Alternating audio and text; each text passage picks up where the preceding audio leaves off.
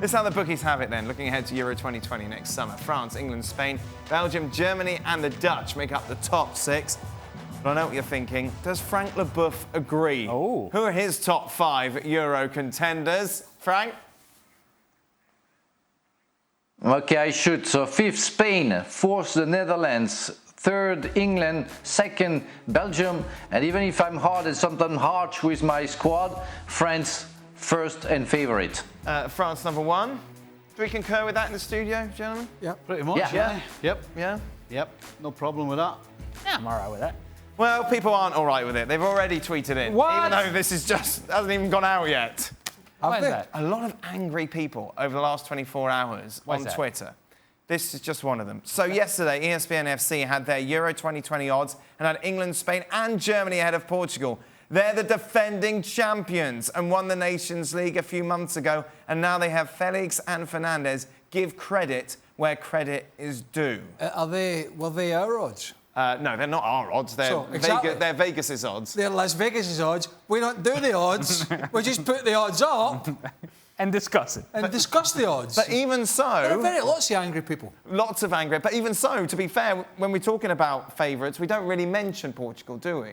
Oh, and that is In that conversation. that is a point. Well, Yeah. yesterday we talked about, you know, João Felix, Ronaldo, Bernardo Silva. Then you get in midfield Neves and Carvalho. You know, Cancelo at the back. They got a good team, but we don't do the odds. No, we just no. discuss. But we do talk about it, and we don't talk about Portugal very much. No, we don't. I think unfortunately Portugal, particularly with the coach, it kind of sticks in your head that they're a little, let's just sit tight and try and break. But then when you think of the players they have that Craig has just spoken about, why don't they go forward more? And actually, recently, that's exactly what they've been doing. When I've seen them, they've tried to play a different way than what we're used to with this coach. So Right. absolutely they should be up there. But they're not ahead of France, and they're not ahead of Belgium. Which may just be their downfall. The fact that this team will now open up and play.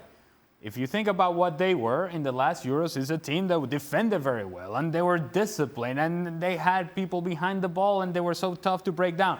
Now that they're a perhaps more talented team and now they're going to get after teams a little bit more, that may just open them up in a way that they were not open 4 years ago.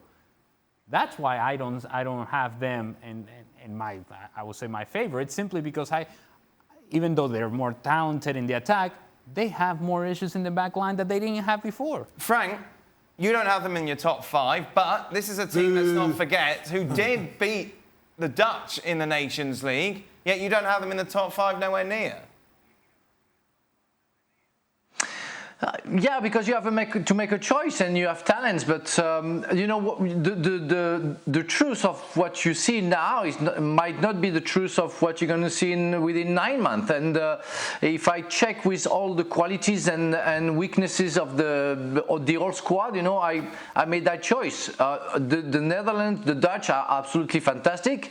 But you have some question marks about the attacks with Babel and Depay. I'm not sure that it's going to last long. You know, what about the left side with Blind at the back? You know, and I want to see more consistency. And they just came back from nightmares. So how really you're going to put them? You're going to put them as the favorites, where like a year ago they were nowhere near it. Well, thank you very much for watching ESPN on YouTube. For more sports highlights and analysis, be sure to download the ESPN app. And for live streaming, premium content, and let's not forget as well, ESPNFC 7 days a week. Subscribe to ESPN+.